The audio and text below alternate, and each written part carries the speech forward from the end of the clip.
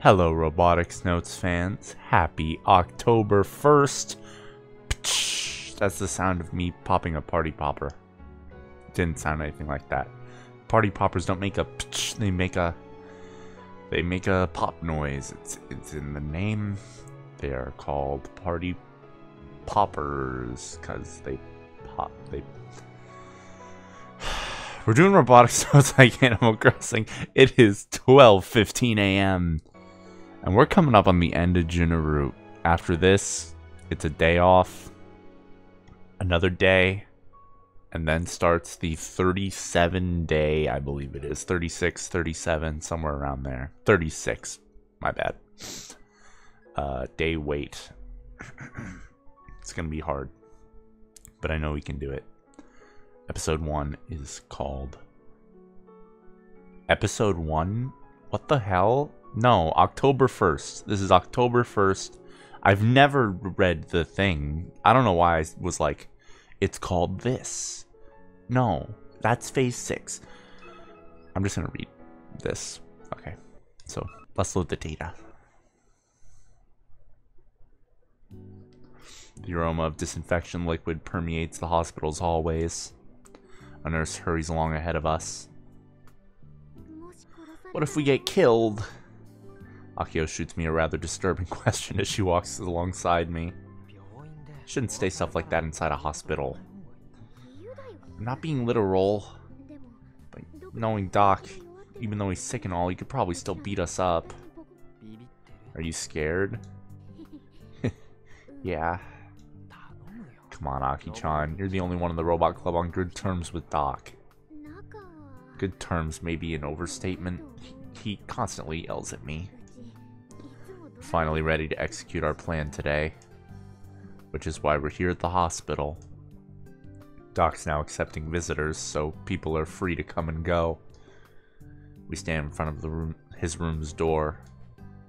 Akio pokes me in the shoulder. Kai, you go in first. No, after you, Aki-chan. I'm still banned from the robot clinic. Jeez. With no other option, I knock on the door. Yes? I can hear Doc's empty response from the other side of the door. Heya. Doc's lying on his bed. He glances over at Akiho and I for a second, and immediately looks back out the window. Oh, it's just you punks. His voice lacks the usual oomph. Doc, is it just me, or have you shrunk? Damn it, Akiho, that's rude!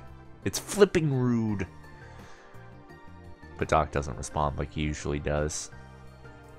If this were the Doc before he got ill, we'd have a wrench flying at us about now. That said, Akio's rude statement is actually accurate. The Doc is in bed. The Doc in bed is a pale imitation of the energetic old man who yells at us over the counter at the clinic. He looks like he's aged tens of years in the last week. You're looking pretty beat up, Doc. If you're just here to laugh at me, then leave. Are you going to get surgery?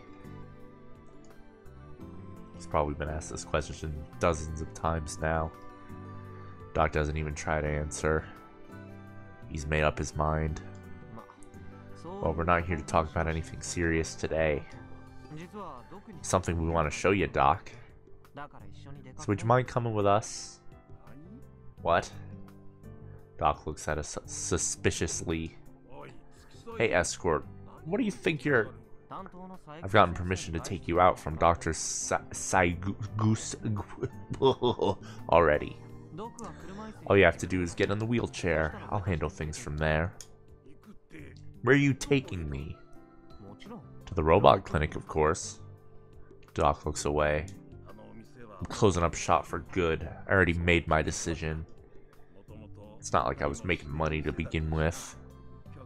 Barely anyone ever came, just folks coming to complain about how the neon sign was sketchy and the like. At the end of the day, it was a store nobody wanted or needed. So this is a good time as any. Good riddance. Doc! Akio jumps in all of a sudden. Doc's still in bed as she approaches him. Stop lying like that. You couldn't possibly have continued running the clinic for 20 years if you really felt that way. You kept going because you love that store. Even I can see that.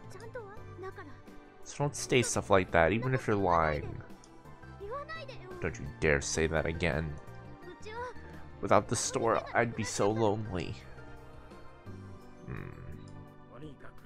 Be that as it may, I ain't going. I don't know what you punks are scheming, but I ain't coming with you. Stubborn old man.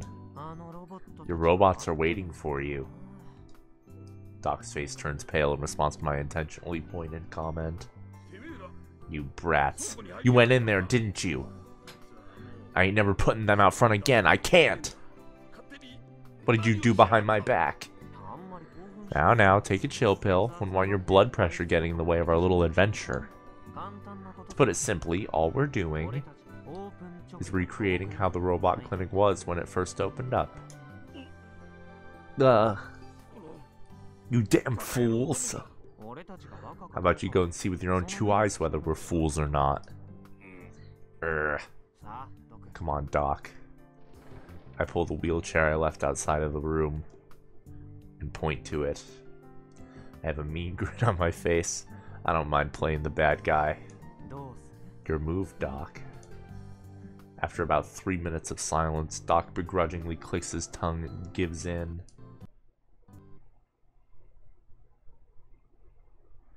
It's only about a 10-minute walk from the hospital to the robot clinic.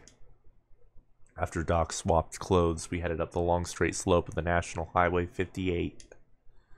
The robot clinic is a ways down after turning the corner at the Hayes intersection. It's right on the border of Nakatane-cho and Minami-tane-cho. Its exterior looks like an American bar or motel, and the gaudy neon sign illuminates the night sketchily. I've thought this before, but man oh man is this design lame. We push Doc all the way to the store. Once we reach the storefront, Doc seems to notice that something is different. He leans forward with such force that he nearly tumbles out of his wheelchair. Hey, Robot Club, what's the meaning of this? He remains in position and turns his head to glare up at me at Akiho. We told you already. We tried to recreate the look of the robot clinic when it first opened. Robots are humanity's friends, right, Doc? There's a line of old robots out front of the clinic. In the center, standing out conspicuously, is the blue square body of Yoshiro-kun. Thick arms and legs, wide eyes, mouth bent into a smile. The patrol lights of its eyes, mouth, ears, and chest are all lit up. His arms move up and down at regular intervals. Yoshiro-kun stands before us today as the fruit of Akiho's hard work. Although the one thing she couldn't fix is the dent in the corner of his body. Oh, and he's not alone. While they're not moving like Yoshiro-kun is, the other 8 robots are all lined up next to him. Neighborhood children are crowded around them. They're chattering away about how the robots are ugly, old, cute. You get the idea. Kids are just speaking their mind as is. They aren't holding back either. The children are touching the robots all over, leaving smudges and prints. Michi and Mizuki-san went over to the elementary school and told the kids that they could see some old robots. They were worried they wouldn't be able to get enough kids, but in the end about 20 showed up. Michi, Mizuki-san, and the teachers were all watching them. Seeing the kids' smiles enough to make the adults smile too. But Doc is different. No! You can't!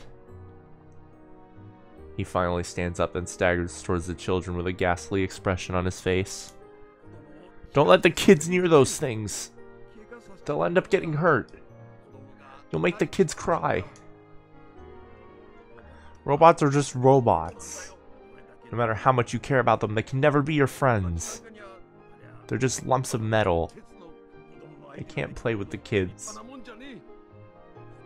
We'll just hurt them. They're not even fit to be toys. That's why they need to be locked away forever. Please don't make them move. Please just stop it. Everyone, go home at once. As he sadly cries out. Doc dejectedly crumbles to his knees. The children fall silent when they finally notice Doc. I don't want to make kids cry anymore. I don't want robots to be villains anymore. It's better for everyone, and kids and robots are kept apart. Doc. I think he might actually be crying. In the end, that accident 11 years ago didn't just hurt Jenna. It may have left Doc with far deeper wounds in his heart. He was so remorseful that he sealed away his belief that robots are humanity's friends. But you know what? We've still got one last chance to turn this all around. Isn't that right, Yoshido-kun? In the middle of this silence, a rusty metallic sound begins to ring out. Yoshido-kun, his eyes and ears still lit up, begins to walk. His stride is a little unsteady. As he moves down the gravel path, his whole body shakes. Nonetheless, he manages to adjust himself as he moves toward Doc, almost like he has a will all his own. Yoshido.